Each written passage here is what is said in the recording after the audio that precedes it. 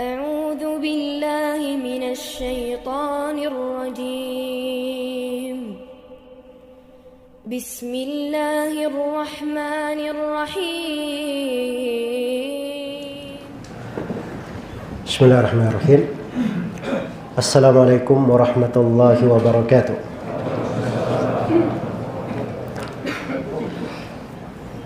الحمد لله رب العالمين والصلاة والسلام على المبعوث رحمة للعالمين نبينا محمد وعلى آله وصحبه ومن تبعهم بإحسان إلى يوم الدين. أما بعد.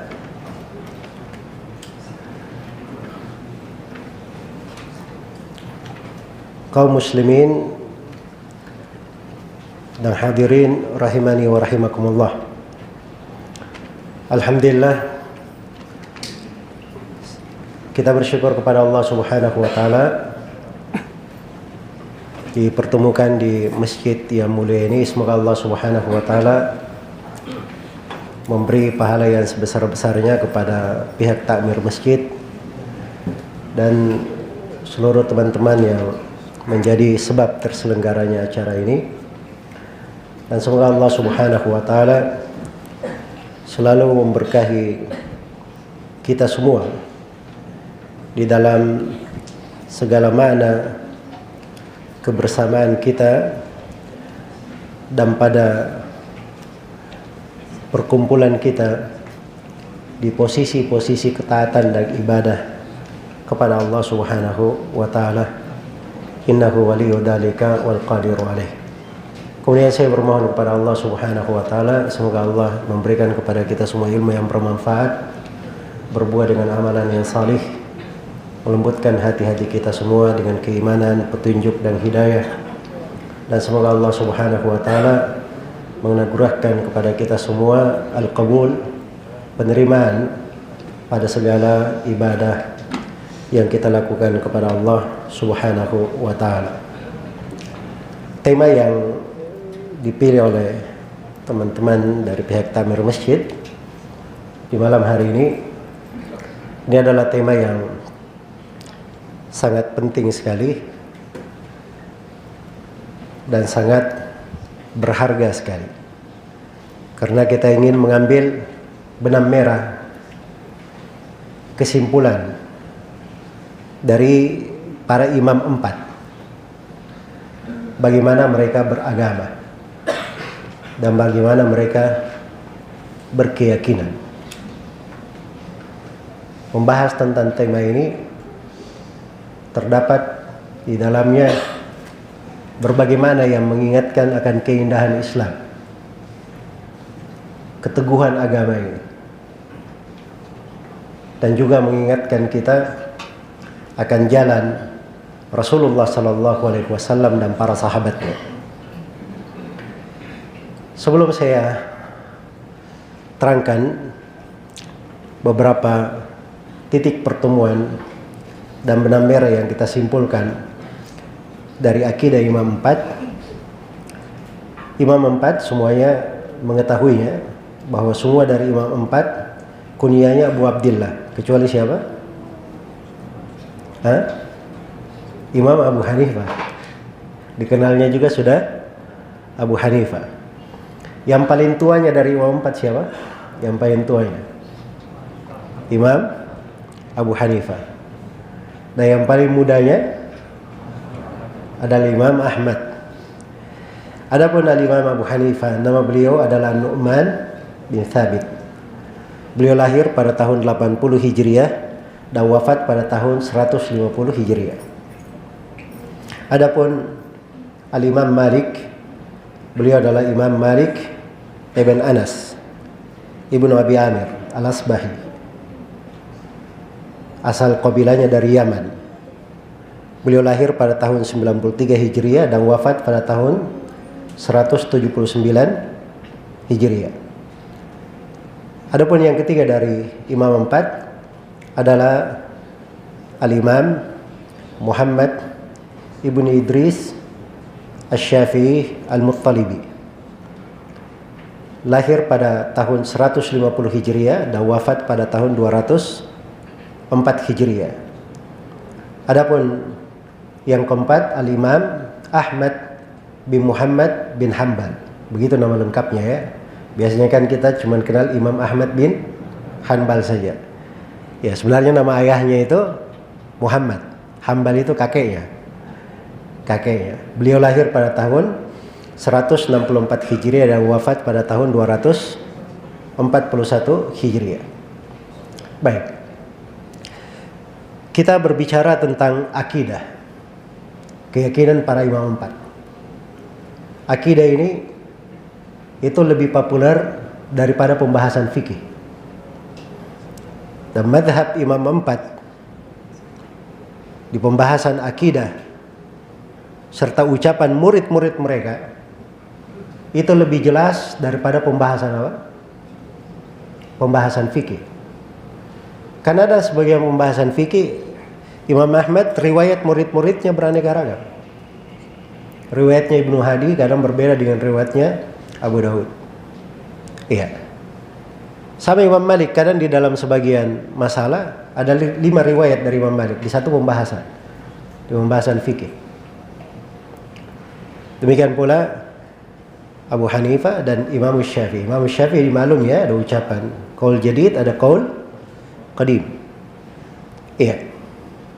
Itu pun di sebagian di qaul qadim maupun al-jadid pada murid-muridnya ada kadang perbedaan di sudut riwayat maupun wajah di kalangan ulama Syafi'iyah. Jadi maksudnya saya ingin mengingatkan bahwa di pembahasan secara akidah itu nukilan-nukilan dari imam itu bersepakat. Nukilan-nukilan dari para imam bersepakat. Karena itu ambillah sebuah kaidah tetap bahwa pembahasan akidah itu lebih jelas daripada seluruh pembahasan fikih. Iya, bahkan Imam Abu Hanifah memberi istilah tersendiri tentang fikih yang terbesar itu adalah pembahasan akidah. Karena itu di kalangan ulama Syafi'iyah pembahasan akidah mereka sebut dengan nama apa? Al-Fiqhul Akbar. Fikih yang terbesar. Fikih yang terbesar. Jadi ini dasar dulu untuk memahami supaya kita mengerti. Ya, jangan dipikir imam 4 mazhab ini sedikit ada silang pendapat, ada 2 pendapat. Ini pembahasan akidah, lain pembahasannya. Iya, kita harus mengetahui hal tersebut. Kemudian yang kedua, akidah yang dinukil dari imam 4 itu ada yang berasal dari buku-buku mereka sendiri, tulisan mereka sendiri langsung. Dan ada yang berasal dari nukilan murid-muridnya, dari imam itu secara langsung. Itu yang dinisbatkan. Jadi kalau ada yang berkata ini akidahnya Imam Syafi'i, artinya itu tulisan Imam Syafi'i. Atau itu ucapan Imam Syafi'i dinukil oleh siapa? Murid-muridnya. Dinukil oleh murid-muridnya. Baik. Sama dengan para ulama yang lainnya. Dan ini pada semua imam 4 mereka ternukil akidah mereka secara tertulis maupun apa? Nukilan dari apa? Murid-muridnya. Nukilan dari murid-muridnya, riwayat kepada imamnya. Iya. Dan ini buku-bukunya ada. Kita tidak masuk di dalam pertemuan ini untuk memperkenalkan buku-buku itu, judul-judulnya dan seterusnya. Iya. Karena nukilannya adalah nukilan yang populer. Kemudian yang ketiga yang ingin saya terangkan di sini, dan ini perlu diingat baik-baik, bahwa akidah Imam 4 itu tidak pernah berbeda dengan akidah para ulama yang lainnya. Dari imam-imam yang lebih terkenal dari Imam 4 di masa itu, dan dari para imam yang lebih tinggi kedudukannya dari Imam 4 di masa itu. Ya kita aja yang belakangan ya. Soalnya kita hidup masa belakangan, kita tidak mengenal masa itu. Iya. Kita tidak tahu ada nama-nama di masa itu. Imam Ahmad pun berguru kepada mereka. Imam Ahmad pun berguru kepada mereka. Nah, itu ada imam-imam terkenal, tersohor di masa tersebut. Sebagian dari nama-nama itu mungkin ada yang pernah mendengarnya, ya, seperti Imam Al-Bukhari misalnya. Imam Al-Bukhari punya akidah juga. Punya akidah. Ali bin Al-Madini. Ali bin Al-Madini ini lebih tersohor lagi di masa itu. Tapi pernah dengar nggak Ali bin Al-Madini? Kan begitu masalahnya, kita belakangan jauh masa itu. Ada Hamad bin Salama, Hamad bin Zaid, ada Abu Amr al-Auzai, Abdurrahman bin Amr bin al-Auzai, ada akidah Abu Hatim ar-Razi, namanya juga Muhammad bin Idris, Abu Zur'a ar-Razi, Ubaidullah bin Abdul Karim. Iya. Ada akidah Qutaibah bin Sa'id bin Jamil bin Tarif al-Baglani. Ini guru Imam Ahmad ini. Guru Imam Ahmad. Jadi pembahasan akidah itu dinukil oleh para ulama dalam ratusan buku. Dalam ratusan buku. Bersamaan dengan itu, di pokok pembahasan akidah, dalam satu huruf pun mereka tidak berselisih. Semuanya sama. Semuanya sama. Nah, sebenarnya ini pokok seorang mengenal keindahan Islam di sini. Dan mengetahui bahwa Islam ini adalah agama yang dijaga dan dipelihara oleh Allah Subhanahu wa taala. Baik, waktu membatasi kita.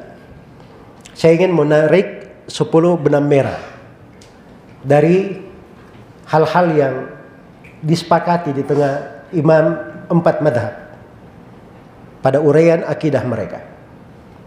Benang merah yang pertama, imam 4 sebagaimana para imam yang lainnya di dalam akidah itu selalu sama di dalam sumber dan cara berdalilnya. Selalu sama di dalam sumber pendalilan dan cara apa? Cara berdalilkan. Iya.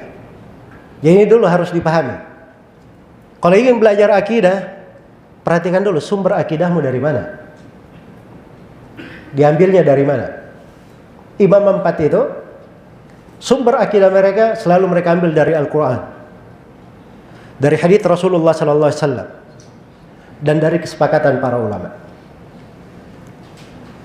Cara pendalilan mereka itu juga adalah cara pendalilan yang dimaklumi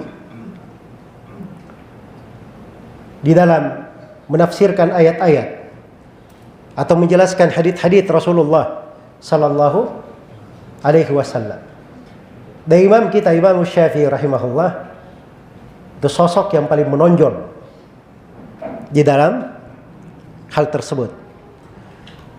Karena itu tidak diketemukan dari akidah Imam 4 keluar dari sumber pengambilan atau berbeda dalam sumber pengambilan dan cara berdalilkan. Karena sumber pengambilannya dan cara berdalilnya sama, kelihatan bahwa akidah mereka pasti sama juga dari pokok keyakinan dan akidah mereka. Baik. Itu benang merah yang pertama. Karena itu siapa yang ingin belajar akidah yang benar harus dia rapikan dari mana sumber akidah itu. Dia mengatakan misalnya sebuah keyakinan, tanyakan apa dalilnya? Apa dalilnya? Tidak mungkin ada keyakinan tidak ada dalilnya. Apalagi ini hal yang diwarisi dari Rasulullah sallallahu alaihi wasallam. Iya. Jadi sumbernya ada. Cara berdalilkan juga ada. Cara berdalilkan. Di pembahasan melihat Allah pada hari kiamat. Semua imam 4 menetapkan bahwa Allah akan dilihat pada hari kiamat. Dilihat pada hari kiamat. Dan dari kenikmatan terbesar penduduk sorga, mereka akan melihat Allah di dalam sorga dan melihatnya dengan mata kepala mereka. Mereka berdalilkan dengan ayat tahiyyatuhum yawma yalqawnahu salam. Ayat di surah apa? Di surah Al-Ahzab. Memang kalau baca terjemah makna ayat dari mushaf terjemahan, tidak ada di situ kata melihat dengan mata kepala, nggak ada. Sebab ini cuma menerjemah kata-kata. Tapi kalau tahu penafsiran dan akidah para salaf, itu diriwayatkan oleh Ibnu Battah Al-Abkuri dalam kitab Al-Ibana dari ahli bahasa.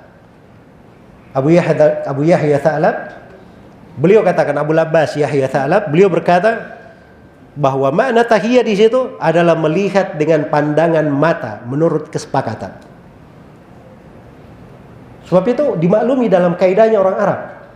Kalau ada kata tahiyya ketemu dengan liqa, maaf ya, kata liqa di situ itu bermakna melihat dengan mata kepala. Kenapa? Karena ada kata tahiyya di situ bersamanya. Kata tahiyya ini mengharuskan liqa bermakna melihat dengan mata kepala. Itu disepakati oleh ahli bahasa. Tidak ada silang pendapat. Jadi metode berdalilkan mereka itu luar biasa. Dari pendalilan secara bahasa, di dalam memahami makna dari syariat. Iya. Di dalam memahami makna dari khitab syar'i, pembicaraan syariat itu kayak gimana? Mereka semuanya ahlinya, para imam ini. Karena sumber mereka sama dan cara pendalilannya sama, kelihatanlah keindahan akidah tersebut. Benang merah yang kedua, para imam empat itu semuanya sama di dalam akidahnya, di dalam pemaparan akidah, karena semuanya talaki dengan cara yang benar. Mereka menerima ilmu akidah dengan jalur yang benar. Bagaimana jalurnya? Semua dari imam empat ini, mereka berguru dari guru. Akidah mereka itu tidak ada yang berasal dari kantongnya sendiri. Tapi mereka terima dari siapa? Dari gurunya. Dan mereka lihat dari para ulama di masanya. Guru mereka menerima dari gurunya, gurunya menerima dari gurunya, sampai kepada siapa? Kepada Nabi Muhammad sallallahu alaihi wasallam. Makanya para sahabat Rasulullah sallallahu alaihi wasallam itu, mereka itu dimaklumi pendidikan Nabi kepada mereka. Mau lihat contoh kecil pendidikan Nabi terhadap para sahabat dalam akidah. Kata Jarir bin Abdullah al-Bajali radhiyallahu taala, sebagaimana di dalam Sunan Ibnu Majah. Beliau berkata, "Kunna inda Rasulillah sallallahu alaihi wasallam wa nahnu fityanun hazawira. Fata'allamna al-iman qabla an nata'allama al-Qur'an. Thumma ta'allamna al-Qur'an fasdatna bihi imana." Kata beliau, kami berada di sisi Nabi sallallahu alaihi wasallam dan kami adalah anak-anak muda yang baru tumbuh. Jarir masih muda waktu itu. Maka kami belajar iman sebelum belajar Al-Quran. Jadi ada ilmu diajarkan oleh Nabi selain dari Al-Quran, namanya apa? Iman. Kami belajar iman sebelum belajar Al-Quran. Setelah itu kami belajar Al-Quran, maka kami bertambah keimanan.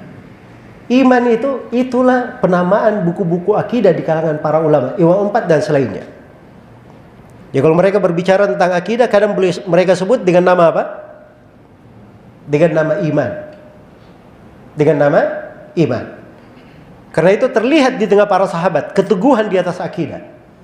Dan itu akan saya terangkan nanti di salah satu benang merah akidah imam empat. Jadi beragama itu seperti itu. Mau belajar harus jelas dari mana sumbernya. Iya. Kalau nggak jelas dari mana sumbernya, nggak tahu ini dia belajar dari mana. Ketemu sama jin misalnya, terus dia berbicara kepada manusia, siapa yang tahu? Tapi kalau dia berbicara, ditanya, kamu gurumu siapa? Belajar dari siapa? Siapa yang mengajari kamu seperti itu? Dia sebut nama gurunya. Tanya lagi, gurumu namanya, gurunya siapa? Mengambil dari siapa?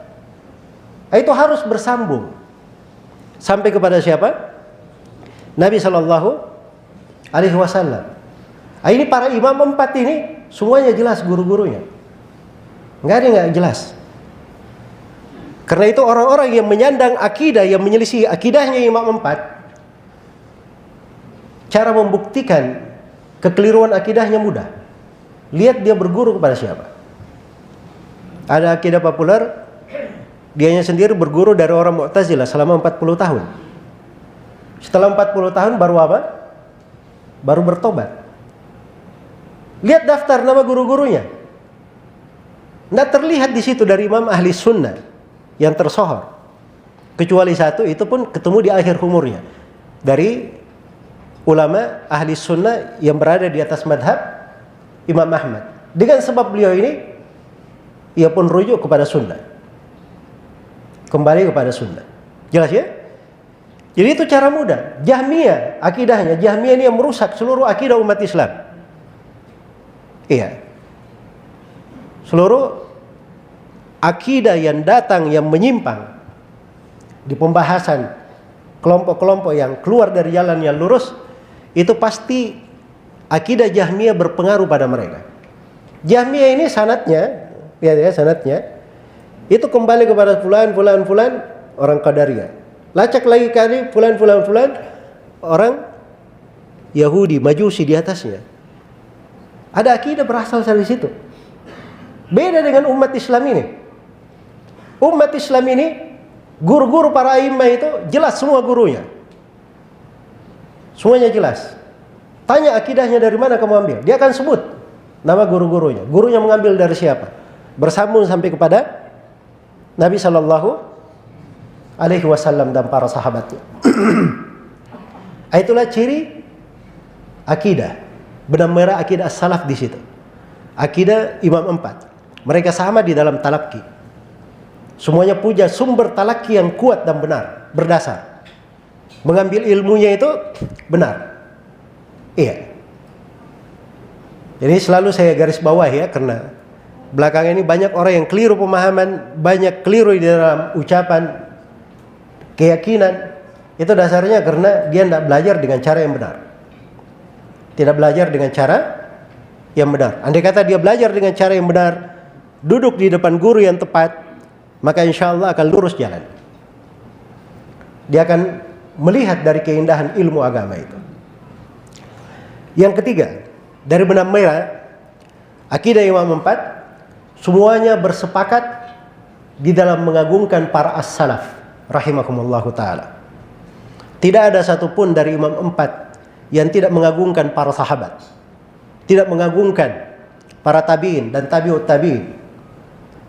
Ini mereka semuanya, para imam, mengagungkan para as-salaf terdahulu. Iya. Karena itu sumber dari akidah yang benar itu selalu bermuara kepada para as-salaf dari 3 generasi.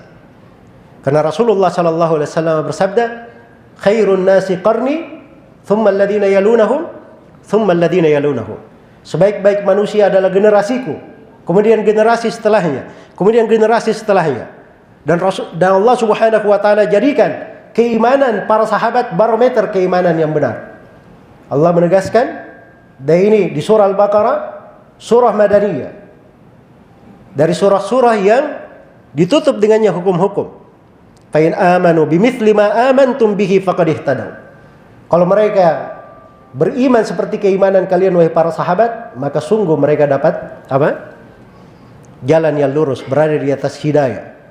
Dijadikan keimanan para sahabat barometer keimanan yang benar. Bahkan Allah Subhanahu wa taala mengancam dengan ancaman yang sangat besar bagi siapa yang keluar dari jalannya para sahabat.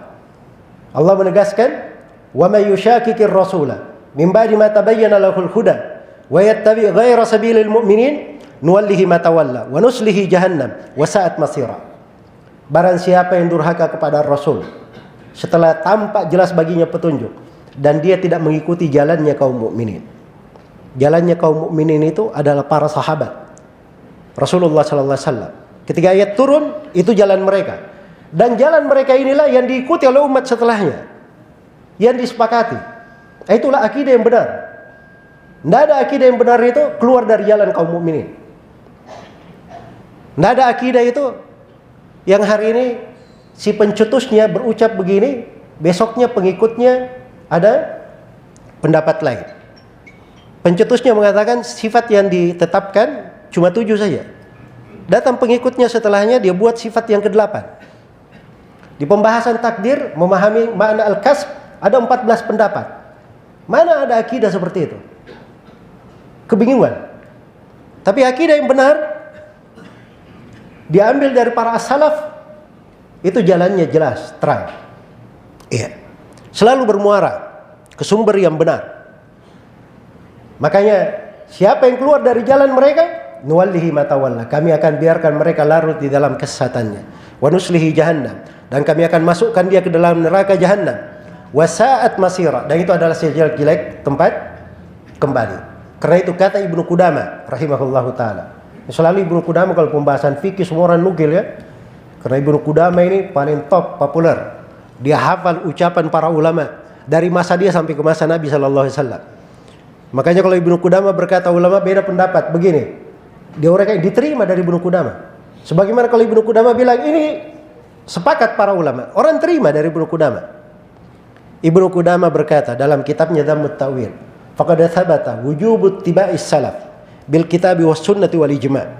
Kata beliau telah syah, tetap dengan sangat pasti kewajiban mengikuti jalan para salaf. Dalilnya dari Al-Quran, dari sunnah Rasulullah sallallahu alaihi wasallam, dan dari kesepakatan ulama. Kesepakatan ulama. Karena itu tidak ada pembahasan akidah itu yang keluar dari jalannya para salaf. Tidak ada.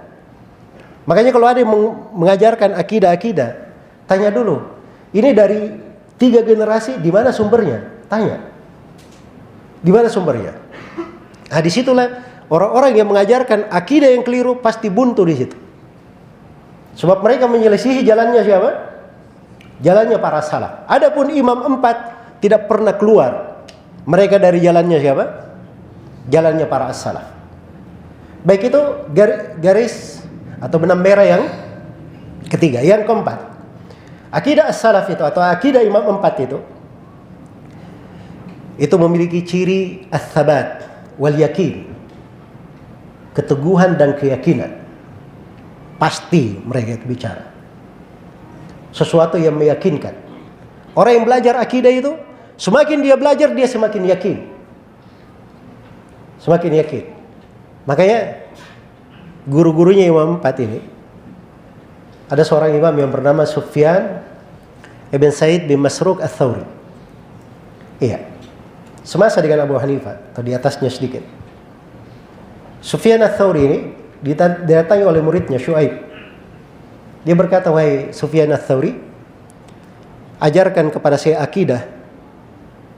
Kalau saya menghadap kepada Allah Subhanahu wa taala, lalu Allah bertanya kepadaku, dari mana kamu ambil akidah itu?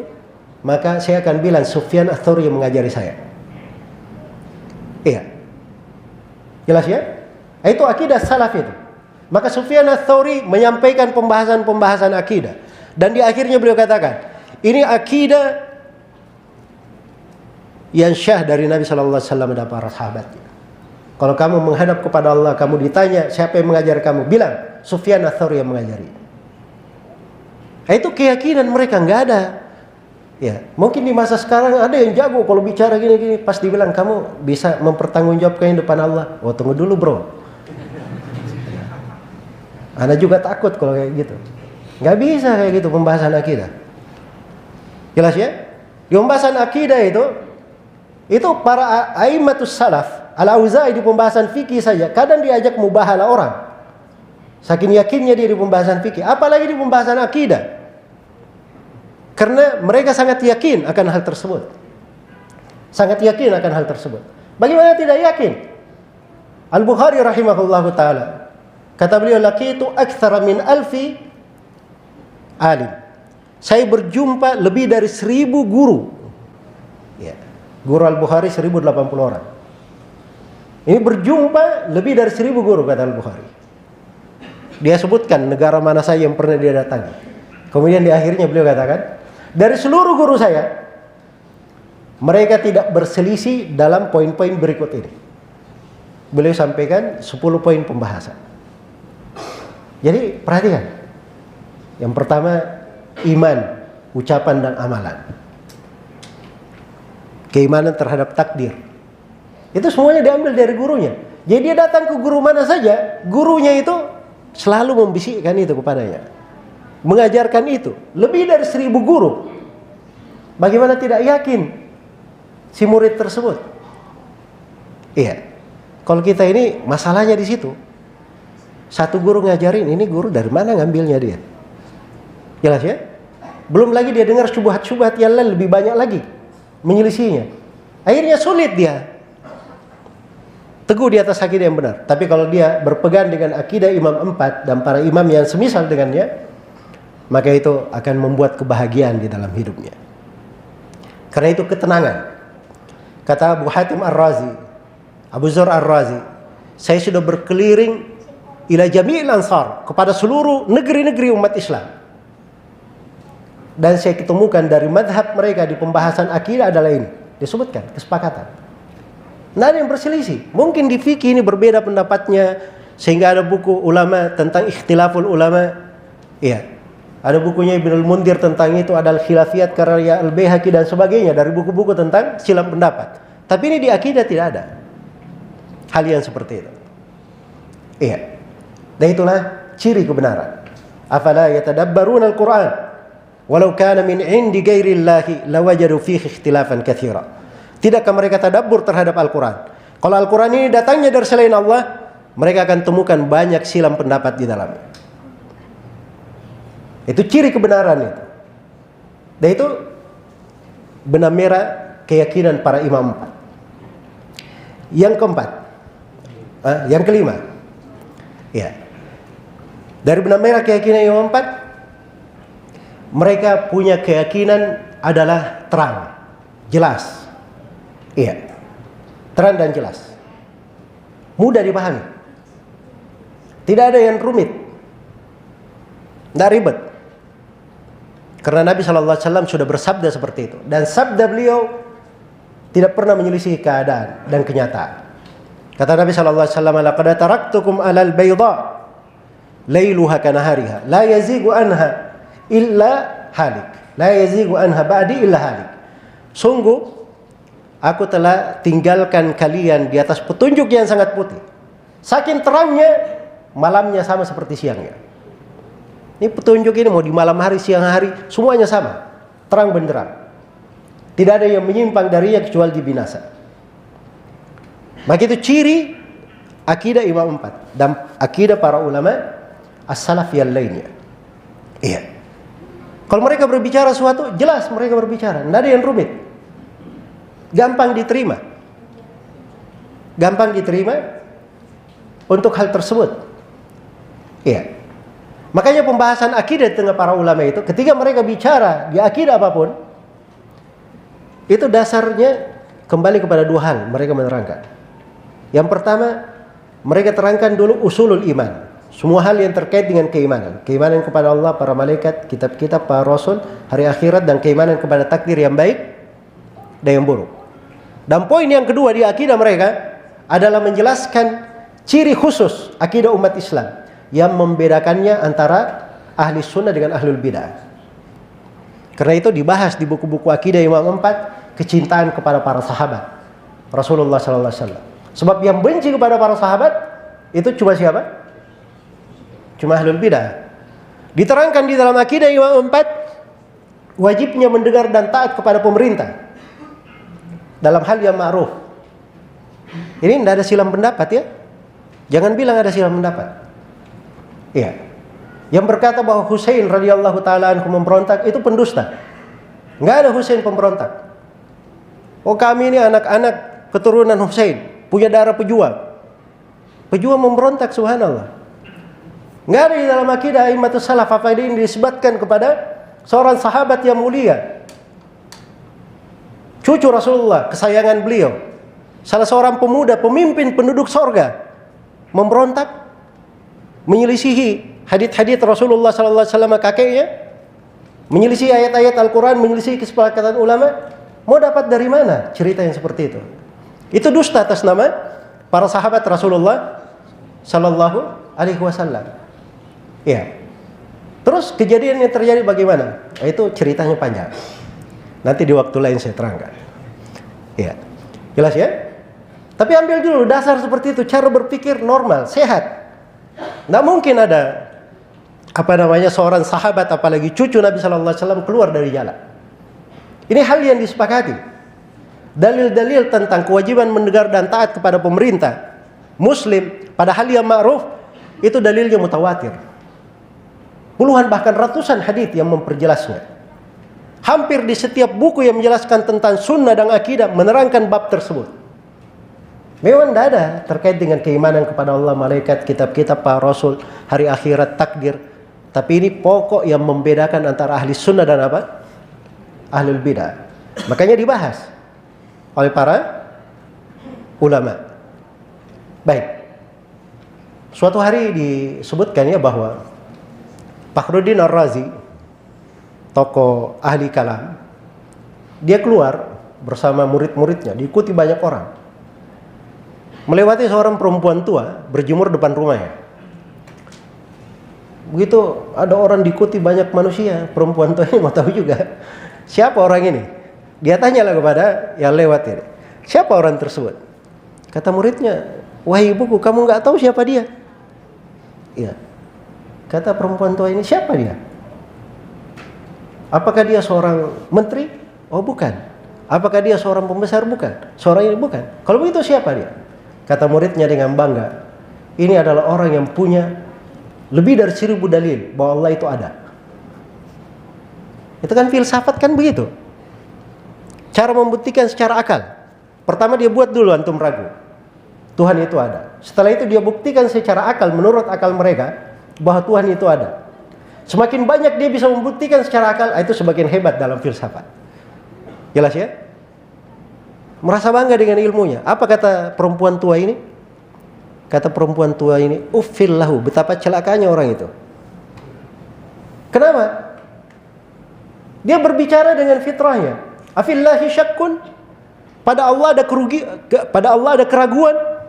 Kan yang dicarikan 1000 dalil itu suatu yang meragukan saja. Ya, masa pada Allah ada keraguan? Itu tidak masuk di fitrah. Ini fitrah manusia, fitrah seorang perempuan tua. Iya. Itu bahasa Al-Qur'annya, afillahi syakkun fatiris samawati wal ard. Tidak mungkin ada keraguan. Ibaratnya matahari sedang terbit di siang bolong, tiba-tiba ada yang menantang kita. Kasih dalil bahwa matahari sedang terbit. Gimana? Masuk akal itu? Nah, itulah cara berpikirnya orang-orang filsafat. Memang top tuh kalau ngomong. Ya. Bicara, oh akal bosnya akal sehat. Ya. Bosnya apa? Akal sehat. Dia gelari dirinya si akal sehat. Padahal dia tidak bisa bedakan antara akal sehat, akal syubhat, akal sakit, akal syahwat. Dia tidak bisa bedakan. Jelas ya? Nah, ini pembahasan filsafat ini mengerikan. Tapi subhanallah perempuan tua ini bisa tahu dengan fitrahnya. Karena itu akidah salaf terang sekali. Imamul Ghazali, Abu Hamid Al-Ghazali rahimahullah, di akhir umurnya beliau bertobat dari ilmu filsafat. Dan beliau meninggal di atas dadanya kitab Sahih Al-Bukhari, disebut di biografinya. Dan beliau berkata, andai kata saya dari dahulu di atas keyakinan nenek-nenek Naisabur, maksudnya perempuan-perempuan tua yang masih berada di atas apa? Di atas fitrahnya itu. Sebab setelah belajar filsafat, ketika baca hadis apapun, ayat apapun, selalu bertanya, kenapa begini? Kenapa begitu? Itu kan membuat orang lancang dan kurang ajar terhadap nas-nas dan ayat-ayat Al-Quran. Itu akibat dari filsafat. Iya. Akidah Imam Empat seperti itu. Mudah, gampang. Iya. Masuk dalam filsafat. Bolehkah kita bertanya Tuhan itu ada? Oh enggak boleh. Kamu kalau bertanya Tuhan itu ada, saya akan tanya lagi, yang menciptakan Tuhan itu siapa? Kalau kamu tanya lagi itu lagi, saya tanya lagi di atas, yang menciptakan Tuhan itu siapa? Jelas ya? Akan bersilsilah dan tasalsul seperti ini, itu tidak masuk akal. Begitu cara mereka berbicara.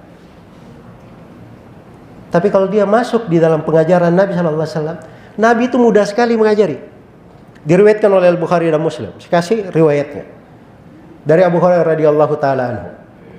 Nabi SAW bersabda, syaitan mendatangi salah seorang dari kalian. Lalu syaitan berkata, siapa yang menciptakan langit? Orang ini menjawab Allah. Siapa yang menciptakan bumi? Allah. Siapa yang menciptakan? Terus dia tanya. Sampai akhirnya syaitan berkata, kalau begitu siapa yang menciptakan Allah? Itu syaitan ya, caranya menjerumuskan manusia.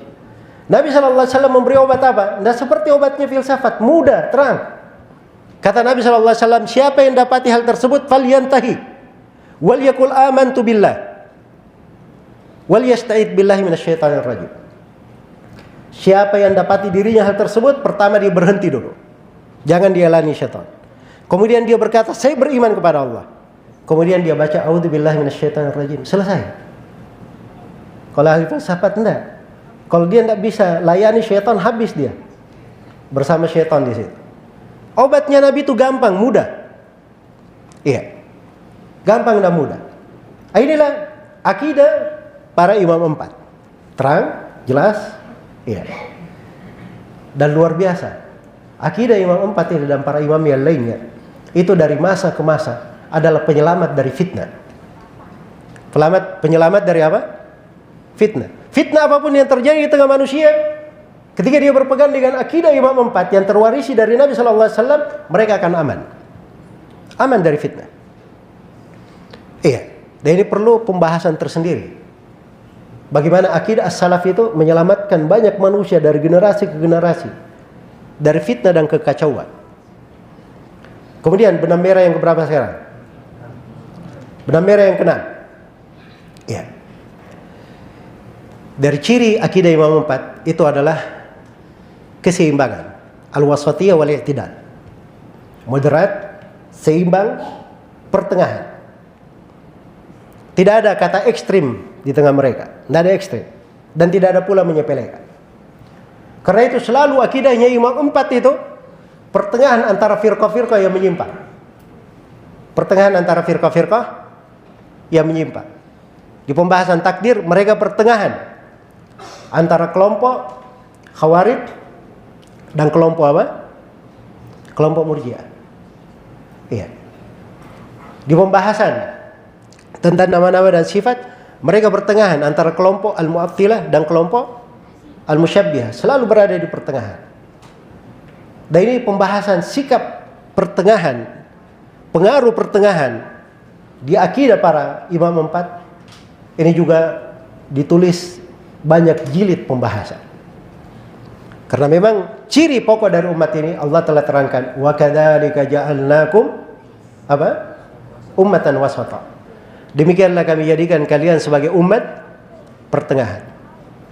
Terjemahan bahasa Indonesianya begitu ya. Tapi kalau dalam memahami tafsirnya, wa kadzalika ja'alnakum, ja'alna di situ al-ja'al ada dua maknanya. Ada bermakna kauni dan ada bermakna syar'i. Bermakna kauni artinya demikianlah Allah takdirkan, Allah tetapkan kalian sebagai umat pertengahan. Artinya umat ini tidak bisa dirubah statusnya, selalu pertengahan pasti. Itu sudah ketentuan Allah, takdir Allah untuk umat ini pada agama dan syariat mereka.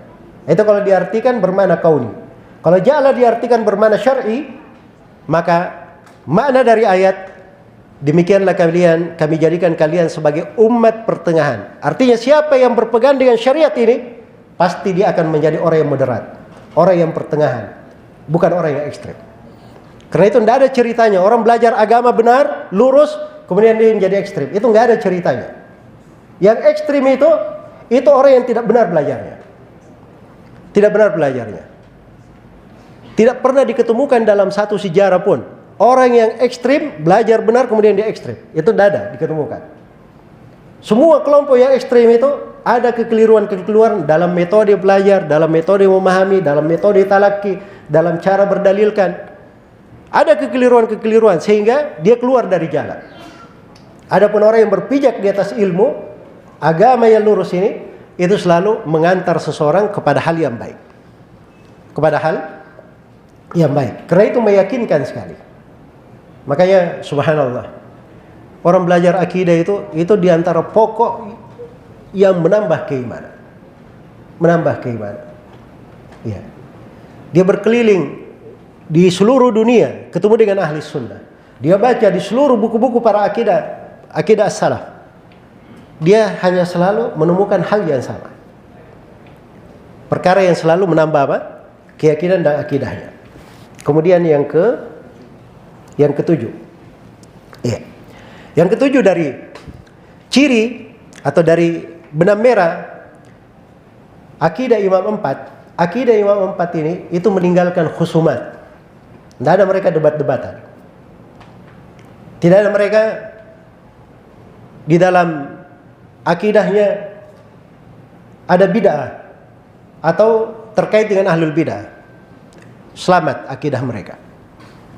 Tidak ada bid'ah di dalam akidah mereka, selalu ada dasarnya, sumbernya dari Nabi sallallahu alaihi wasallam, dan mereka tidak pernah terkait dengan ahlul bid'ah. Sebagaimana tidak ada khusumat. Karena itu datang kepada Imam Malik rahimahullah seorang. Dia berkata, "Wahai Malik, saya ingin mendebat kamu." Kata Imam Malik, "Baik, kalau kamu debat saya terus saya kalah, apa yang saya lakukan?" Kata orang itu, "Kamu ikut saya." "Baik," kata Imam Malik, "kalau datang lagi orang lain mendebat kita berdua, kita kalah, apa yang kita lakukan?" "Kita ikut dia." Kata Imam Malik, "Kalau begitu pergilah kamu. Kamu ini orang ragu, belum ketemu agamamu. Adapun saya yakin di atas agama saya. Pergi kamu kepada orang yang ragu semisal kamu." Itu keyakinan akidah. Tidak ada yang perlu diperdebatkan. Apa yang perlu diperdebatkan? Iya. Dan berdebat itu, menjelaskan kebatilan ahlul batil, itu bukan tugas semua orang. Itu tugasnya dari orang khusus di tengah para ulama. Dari para ulama juga tidak semuanya boleh berbicara. Ada orang khusus di tengah para ulama yang punya keahlian seperti itu. Iya. Karena itu yang mendebat tokoh-tokoh ahlul bidah di masa Imam Ahmad itu seperti Imam Ahmad rahimahullah. Iya. Yang debat kawan Khawarij Ibnu Abbas. Maka ada sebagian ulama seperti Al-Laits bin Sa'ad, kata beliau, "Saya sudah umur 80 tahun, saya tidak pernah mendebat seorang ahlul bidah pun." Ini imamnya negeri Mesir di masanya dan muftinya, Al-Laits bin Sa'ad. Ya karena nggak ada yang perlu di debat itu muncul dari para ulama di masa ahlul bidah kuat dan harus didebat. Karena dasarnya kenapa? Akidah jelas, tidak ada yang perlu dipertentangkan. Jadi kalau dia debat itu membela akidah yang benar, ingin menunjukkan apa? Kekeliruan akidah yang salah ini. Iya. Baik. Karena itu tidak semua orang masuk di pembahasan ini. Kemudian yang keberapa sekarang? Yang kedelapan. Dari benang merah akidah Imam 4 adalah mengajak kepada kebersamaan. Tidak ada perpecahan. Itu orang yang berpegang dengan akidah para imam 4 dan akidah as-salaf, itu akan mengajak manusia untuk bersatu di dalam agama. Bersatu dalam agama. Karena persatuan itu pada seluruh makna jamaah dalam ayat maupun hadits itu kembali kepada dua makna. Makna yang pertama adalah mengikuti Al-Quran dan Sunnah sesuai dengan jalan Nabi dan para sahabat. Dan makna yang kedua adalah bersatu di bawah pimpinan kepala negara muslim. Dan seluruh makna tersebut akan meratkan antara hati umat Islam, menyatukan mereka dan menghindarkan dari perpecahan. Kemudian yang kesembilan, dari benang merah keyakinan Imam 4 adalah syumul wa takamul, universal dan lengkap. Tidak ada pembahasan akidah yang mereka tinggalkan. Iya. Pembahasan keyakinan yang diperlukan oleh umat semuanya sudah dijelaskan oleh Nabi sallallahu alaihi wasallam. Dan ini berbeda dengan jalannya ahlul bidah. Berbeda. Kalau sudah ada di generasi pertama pencetusnya, generasi kedua mungkin ada pendapat baru, generasi ketiga ada pendapat baru lagi. Ya. Tapi kalau akidah Imam 4 dari masa sebelum mereka, masa setelah mereka, berlanjut hingga hari ini di tengah para ulama ahli sunnah, itu saja akidahnya. Dan selalu lengkap, universal, cocok dipakai di segala kondisi dan keadaan. Dan yang terakhir, dari benang merah akidah ahli sunnah wal jamaah Imam 4, akidah mereka itu akidah yang jauh dari kontradiksi, jauh dari perubahan, dan jauh dari kegoncangan. Itu ciri akidah yang benar. Iya, baik, sudah selesai dari waktu materinya ya. Ini 10 dasar. Indah ya dipahami. Insya Allah kalau paham ini, itu membantu kita untuk belajar akidah dengan benar. Sebab kapan seorang belajar, dia keluar dari benang merah akidahnya Imam 4, nggak tahu dia akan berjalan di mana. Nggak tahu dia akan berjalan di mana. Itu Abul Hasan Al-Asy'ari 40 tahun dia belajar akidah Mu'tazilah. 40 tahun. Sebab suami ibunya Abu Ali Al-Jubbai kepalanya Mu'tazilah. 40 tahun dia tidak tenang. Di tahun 40 tahun umurnya dia umumkan bahwa dirinya berlepas diri dari akidah siapa? Abu Ali Al-Jubbai Al-Mu'tazili. Dia pindah kepada akidahnya Al-Kullabiyah, Abdullah bin Said Al-Kullab. Sebab dia jago mendebat orang-orang Mu'tazilah. Ya, setelah itu dia akhirnya tobat lagi dari akidah itu. Ya, dia berpindahlah kepada akidahnya sendiri yang dia buat. Setelah itu di fase terakhir beliau berkenalan dan mengetahui seorang imam di atas madhab ahli sunnah, di atas madhab Imam Ahmad. Dari situlah beliau kenal jalannya para salaf. Itulah buku-buku terakhir yang ditulis oleh Abul Hasan Al-Asy'ari, Al-Ibana, Risalah ila Ahli Thagar, ya, dan Maqalat Al-Islamiyin. Ada 4 buku ya.